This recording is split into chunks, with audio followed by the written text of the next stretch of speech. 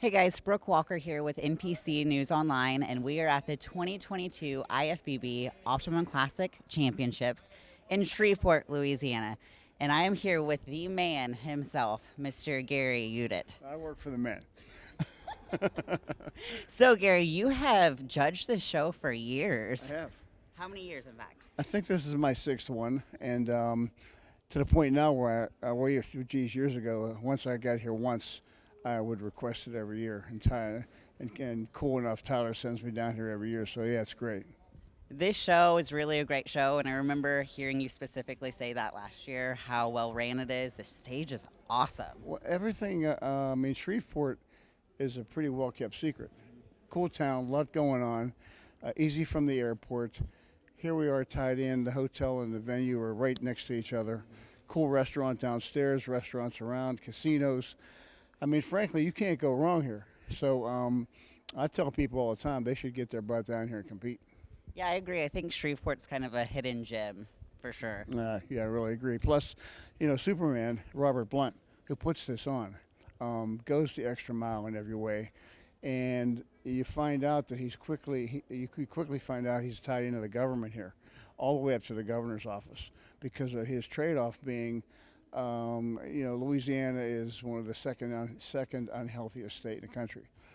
He's involved with a Be Fit for Life program that helps out everyone. So they hook him up then too. Yeah. Absolutely. So, I talked to a girl today that actually won the Women's Pro Physique, and she got her Olympia qualification, and she talked about actually competing at North Americans and turning pro in the infamous year of 2020. And I just wanted to kind of talk to you about that, because I know that was a challenging year for athletes, competitors, promoters. What made that stand out? Yeah, well, we're in a situation where obviously the pandemic created issues with how many people you could have in a venue. And we discovered we could do it if we had 100 people in the room at one time. And I could manage that through logistics. And it was going well. And then the governor dropped the number down to 50, which I could not manage. And I called, no lie, I woke up in a frenzy. And I called Jim Mannion and said, you know what, I got to find a way to put this thing outside. And he goes, how are you going to do that? And I said, I have no idea, but I'll get back to you. So I started calling around, and I called the guys to do my stage. I go, I need a tent. And they go, how big? I go, a big tent. I have to duplicate a ballroom. Yeah. And then I got to find a flat parking lot somewhere. But it worked out, Jim and Tyler were kind of pushing all of us to think out of the box to make it happen. And I'd say you thought way out of the box. I did, and it was funny.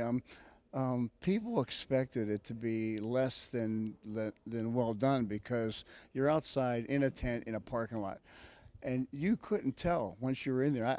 Jim and I were hanging out just like this, and I go, look down. He goes, what? I go, look down.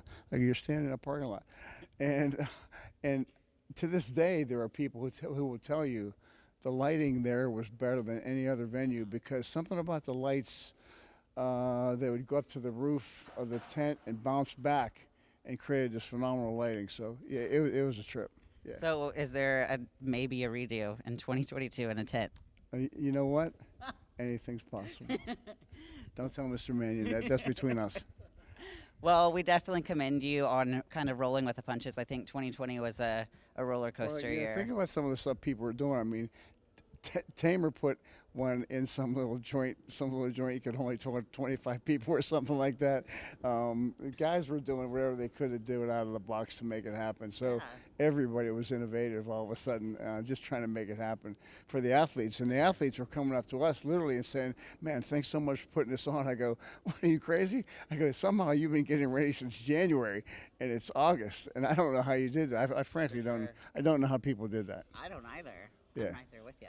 Because the shows kept getting canceled along the way. So then not only physically but mentally, I would have been, if I was one of the athletes, distraught For sure. at something getting shut down. And then you got to get ready again, and mentally, as well. It was a year that hopefully we won't have to endure again. I'm with you. Well, congratulations. I know we'll be seeing you around a lot this cool. year. You know what we have going on, just so while we're here, is the Masters Pro World Championships. It's going to follow up the end of the Masters Nationals week, and people can be the world champion. Yeah, and give me a date on that. July 24th. July 24th. Make sure you guys remember that. Mark it down. Here, Pittsburgh, July 24th. IFBB Pro League Masters World Championships. That sounds good, doesn't it? It's cool. It does. Good Yes. job. Congratulations. We will see you guys soon. Brooke Walker with NPC News Online. Out.